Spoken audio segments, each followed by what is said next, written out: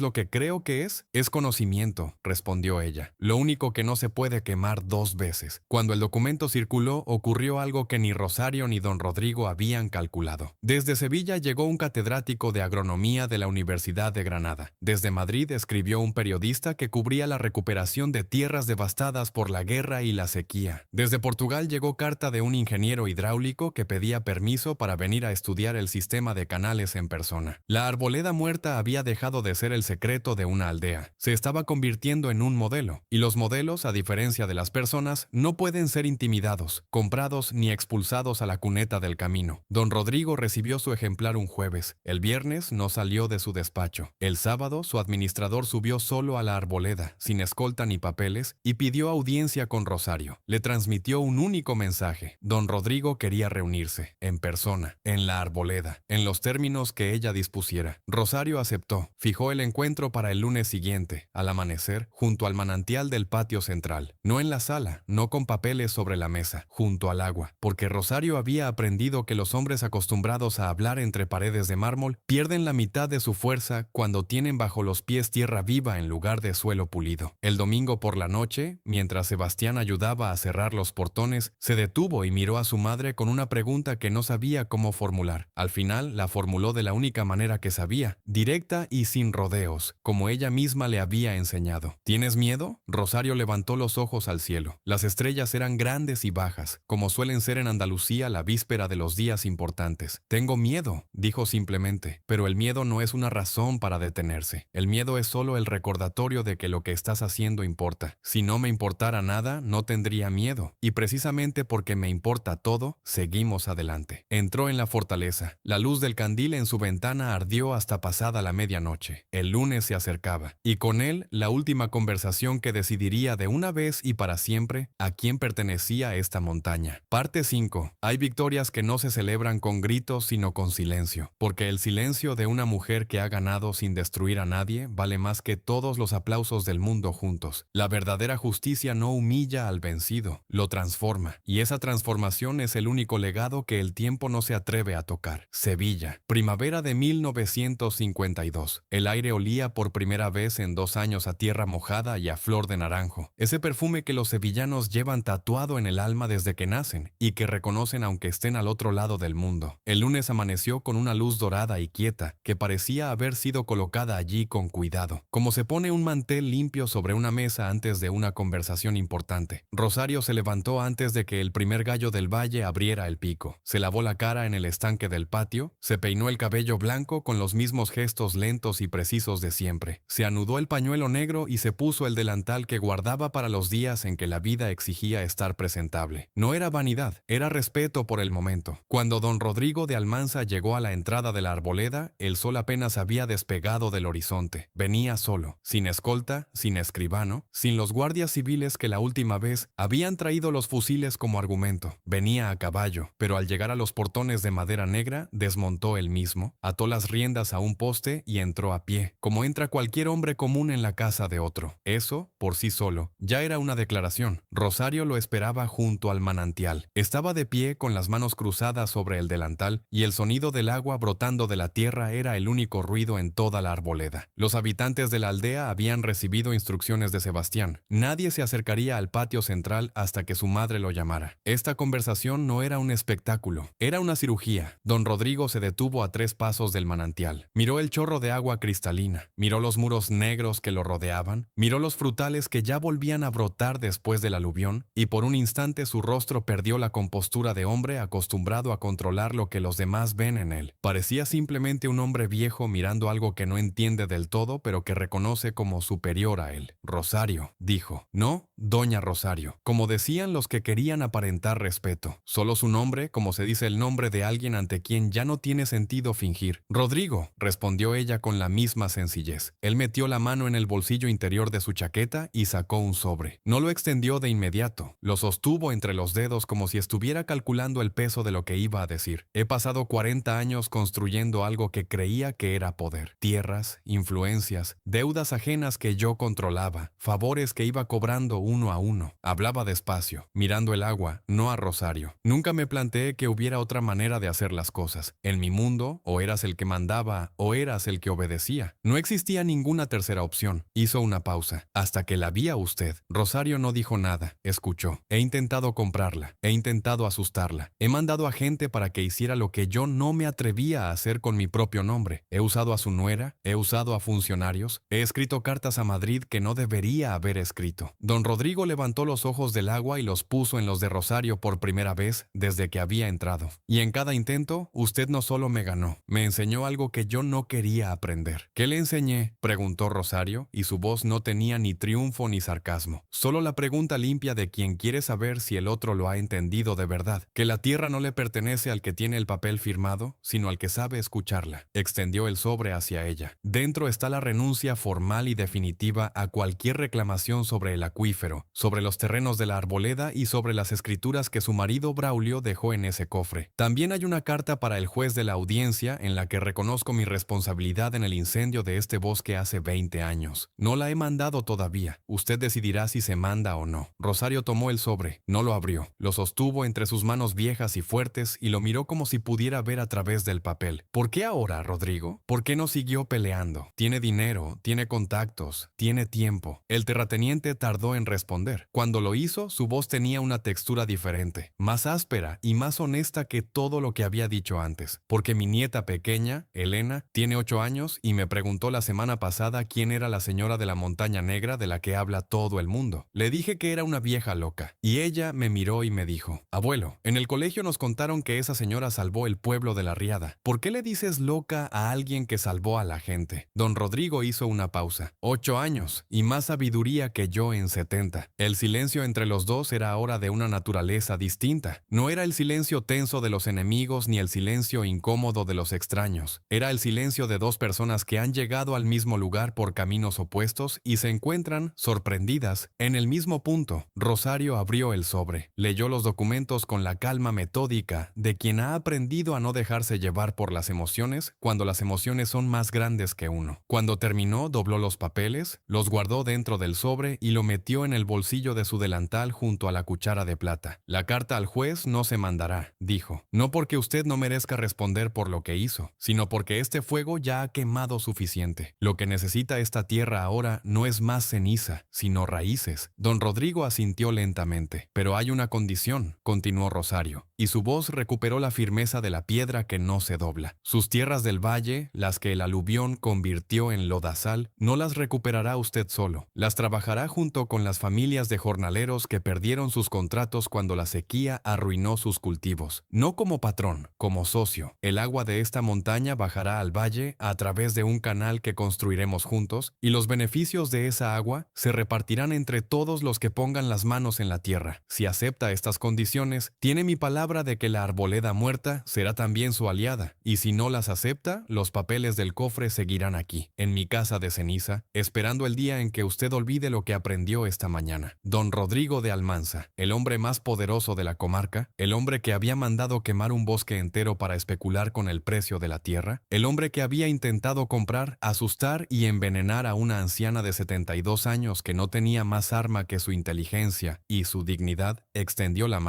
Rosario se la estrechó, sin sonrisas, sin ceremonias, con la misma naturalidad con que se cierra una compuerta después de que el agua ha encontrado su cauce. Lo que vino después no fue un final, fue un comienzo de los que duran generaciones. El canal que unió la arboleda con el valle tardó 8 meses en construirse. Lo levantaron manos que nunca antes habían trabajado juntas. Los habitantes de la Aldea Negra, los jornaleros del valle, los ingenieros que habían venido desde Granada y Portugal atraídos por el manuscrito de Rosario, e incluso algunos de los peones de don Rodrigo, que descubrieron que trabajar sin el látigo invisible del miedo produce algo que el miedo nunca produce: orgullo. El propio don Rodrigo apareció 3 veces en la obra, con ropa de trabajo y sin escolta, y nadie hizo comentario alguno. En la arboleda, el pasado no se ignoraba, pero tampoco se usaba como cadena. Sebastián se convirtió en el enlace natural entre la aldea y el valle. Tenía la ventaja de conocer los dos mundos desde dentro, y la desventaja de haber pertenecido al peor de los dos durante demasiado tiempo, lo cual le daba una humildad permanente que resultaba más útil que cualquier título. Lucía, su mujer, organizó el sistema de distribución de semillas entre las familias del valle, una tarea que requería la capacidad de hablar con todo el mundo sin que nadie se sintiera por encima ni por debajo de nadie. Nadie habría apostado por ella para ese papel un año antes. Rosario sí. El maestro Diego, el joven de las gafas de montura de hierro que había mecanografiado el manuscrito, se quedó en la arboleda. No como maestro de paso, sino como maestro de planta, porque Rosario le dijo una tarde que el conocimiento que no se enseña es como el agua que no corre, se pudre. Construyeron una sala de enseñanza en el ala este de la fortaleza, con paredes de madera carbonizada y una pizarra de piedra pulida que reflejaba la luz del exterior. Los niños de la aldea y los del valle venían juntos, sentados en los mismos bancos de tronco, aprendiendo las mismas letras y los mismos números bajo el mismo techo negro. La fama de la arboleda siguió creciendo con la tranquilidad de las cosas que son verdaderas, no con el ruido de los que necesitan ser vistos, sino con la solidez de lo que se mantiene en pie cuando el viento arrecia. El catedrático de Granada publicó un estudio sobre los métodos de Rosario que llegó a manos de agrónomos de 3 países. El periodista de Madrid escribió un reportaje que fue reproducido en 2 periódicos portugueses y 1 argentino. Llegaron cartas de personas que Rosario nunca conocería, de lugares cuyos nombres nunca había escuchado, contando que habían empezado a aplicar el sistema de ceniza y arcilla en sus propias tierras devastadas. Rosario leía cada carta sentada en su sillón de madera negra, con los lentes que Diego le había conseguido de la ciudad, y después de leerlas, las guardaba en una caja de madera que colocó bajo el roble centenario, donde pasó su primera noche en la arboleda. No por vanidad, sino porque quería que cuando ella ya no estuviera, alguien pudiera abrir esa caja y entender que lo que había construido no era solo una aldea ni un sistema de canales. Era una demostración, la demostración de que la dignidad no se pierde aunque te tiren al camino con un saco de arpillera, de que la tierra responde a quien la respeta, de que el conocimiento compartido es el único poder que crece en lugar de menguar cuando lo repartes. Murió una mañana de primavera, 3 años después de aquella primera noche bajo el roble. Murió sentada en su sillón, con la cuchara de plata en la mano y los ojos puestos en el manantial del patio, que seguía brotando con la misma constancia de siempre. Sebastián estaba a su lado. También Lucía, también Diego, también los hombres y mujeres de la aldea que habían aprendido a llamarla simplemente Rosario, sin el doña que se usa para guardar distancia y sin el abuela, que se usa para reducir a alguien a un solo rol. Solo Rosario, como se llama a las personas que son demasiado completas para caber en un título. No hubo llantos desesperados. Hubo ese silencio denso y reverente que se forma cuando algo verdaderamente grande termina su forma visible para continuar de otra manera. La enterraron bajo el roble centenario como ella había pedido, y sobre su tumba pusieron una losa de madera carbonizada sin inscripción. Ella misma había dicho que no quería palabras en la piedra. Las palabras en la piedra son para los que necesitan que los recuerden. Yo prefiero que me recuerden porque el agua sigue corriendo. El agua siguió corriendo. El canal que unía la arboleda con el valle funcionó durante décadas. El sistema de canales que ella diseñó fue estudiado y replicado en otras provincias. La sala de enseñanza de Diego formó a 2 generaciones de niños que crecieron sin saber que alguna vez había existido un mundo donde donde el agua era un privilegio y el conocimiento era un secreto que los poderosos guardaban para ellos solos. Don Rodrigo de Almanza murió 4 años después que Rosario. En su testamento dejó escritas unas pocas líneas que su familia tardó décadas en entender del todo. La única cosa de valor real que hice en mi vida fue reconocer que estaba equivocado delante de una mujer que tenía todas las razones del mundo para no escucharme. Si hay algo que mis hijos deben heredar de mí, que sea esa tarde junto al manantial, no las tierras ni el dinero. Y Sebastián, el hijo que cerró la puerta con cerrojo en la cara de su madre, el hombre que la llamó estorbo y le dijo que su sitio estaba en la cuneta, vivió lo suficiente para ver a sus propios hijos crecer en la arboleda, trabajar la tierra negra con orgullo y hablar de su abuela, con esa mezcla de amor y asombro que se reserva para las personas que cambian el rumbo de las cosas. Hasta el último día de su vida, cada vez que pasaba frente al roble centenario, se detenía un momento, se quitaba el sombrero y se quedaba quieto con los ojos cerrados. Nadie le preguntaba qué hacía en esos momentos. Todos lo sabían. Le pedía perdón y le daba las gracias. Y entendía, como solo entienden los que han cometido el error de subestimar a una madre, que esas dos cosas son en realidad la misma. La arboleda muerta nunca volvió a ser muerta. Y Rosario, la mujer que salió de su propia casa con un saco de arpillera y una cuchara de plata, nunca dejó de estar en ella. Estaba en el sonido del agua. Estaba en el color negro de los muros que el tiempo no conseguía desgastar. Estaba en las manos de cada persona que hundía los dedos en esa tierra fértil. Y sentía, sin poder explicarlo del todo, que la tierra les devolvía el gesto, porque la tierra tiene memoria y recuerda, por encima de todo, a quien la amó cuando nadie más lo hacía. ¿Y tú? ¿Tienes en tu vida una arboleda muerta que estás esperando que otro convierta en jardín? Quizás ya es hora de que tomes la pala, porque el único momento para empezar a construir tu propio imperio desde las cenizas es exactamente este. Ahora con lo que tienes, desde donde estás. Déjame en los comentarios qué parte de la historia de Rosario te llegó más adentro, porque estas palabras solo cobran vida completa cuando tú les das voz.